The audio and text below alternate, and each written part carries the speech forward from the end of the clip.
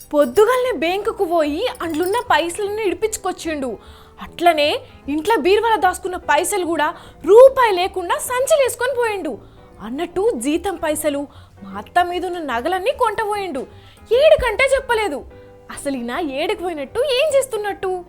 అంత భ్రాంతేనా జీవితాన వెలుగింతేనా జీవితాన వెలుగిందేనా. అగో ఎవరో సన్యాసి ఉన్నట్టున్నాడు కదా గినే. ఇట పోతుండు. మరి మా మామకి ఇట్లా కనబడ్డాడో ఏందో అడుగుదాం. ఓ సామి, ఓ సామి, మా మామ కనబడ్డా? జీవితము ముక్కలైన బంధము అనుబంధము. అవ్వా అవ్వా అవ్వా, ఏంది మామ ఏసేమేంది? నీ కథ ఏంది? తాగినవా బాగా? జగమే మాయా జగమే మాయా మృతుకే మాయా వేదాలలో సారమింతేనయా. ఏహే, అసలు నువ్వు మనిషివేనా? ఆఫీస్కి అత్తవ రావా? పోయిన పని ఏమైంది? కొంచెమన్నా తెలివి ఉందా? వార్తలేవి? ఎవరికెవ్వరు ఎవరున్నారు? పొండిరా పొండి, మీ కాలం కర్మం కలిసొస్తేనే రండిరా రండి. మామ, అత్తతో ఏమన్నా లొల్లైందా? ఇయాలంత ఎట్లనే చేస్తాను? అత్త ఎవరత్త? ఎక్కడి అత్త? బంధాలు బంధుత్వాలు ఇవన్నీ శాశ్వతమా? అసలు పుట్టిన పుట్టుకనే శాశ్వతం కాదు. ఈ భూమి మీద ఏది శాశ్వతం కాదు.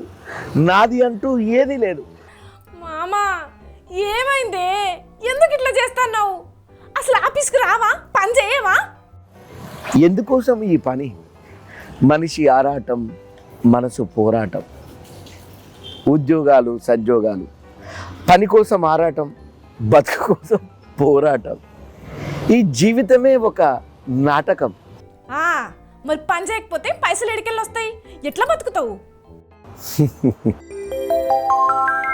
పార్థాయ ప్రతిబోధితాం భగవతా నారాయణేన స్వయం.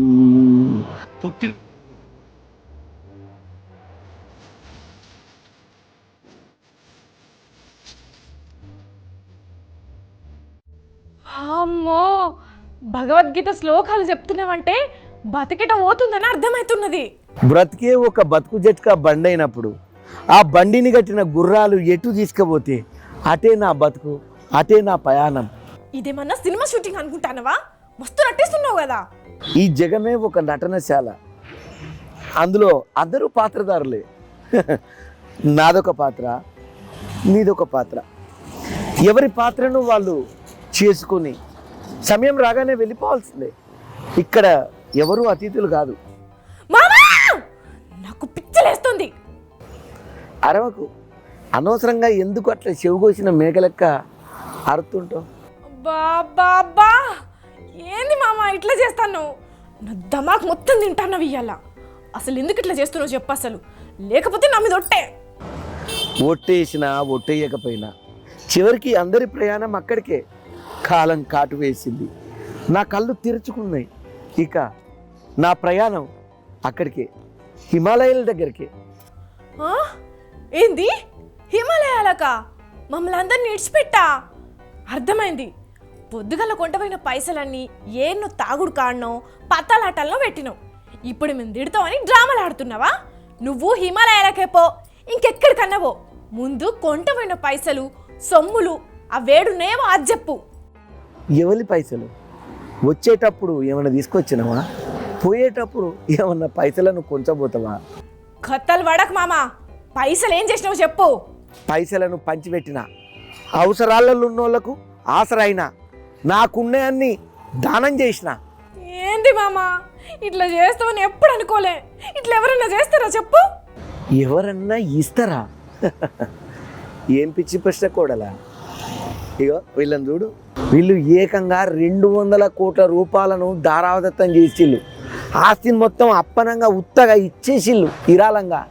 అయినా వీళ్ళు అన్ని పైసలు పెట్టుకొని అట్లెందుకు చేసిర్రు?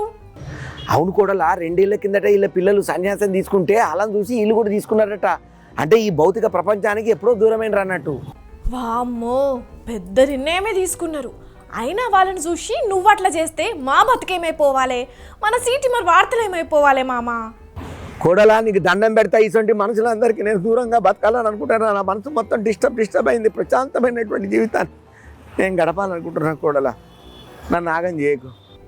అవునా, సరే తీ. అసలే ఇంటికాడ అత్త తలకాయ కూరండి కళ్ళు బాటిల్ కూడా తెచ్చిందట నీకోసం. నువ్వేమో రానంటున్నావు కదా, అయితే నేను పోయి తిని తీయగుంటే ఒక గిలాస్ అడితే తాగుతా. అవునా కోడలా, మరి అప్పటి సంగతి చెప్తలేవేంది ముచ్చట? మీ అత్త ఎంత మంచిదో. నేను ఇంటికి పోతా కోడలా. చూసినారులా, కొందరు ప్రశాంతంగా బతకాలని పైసలు ఎక్కువ సంపాదిస్తే ఉన్న పైసల్ని దానం చేసి సన్యాసం తీసుకున్నారట ఇల్లు. ఒక్కొక్కరికి ఒక్కో ఆలోచన తీరు ఉంటుంది మరి.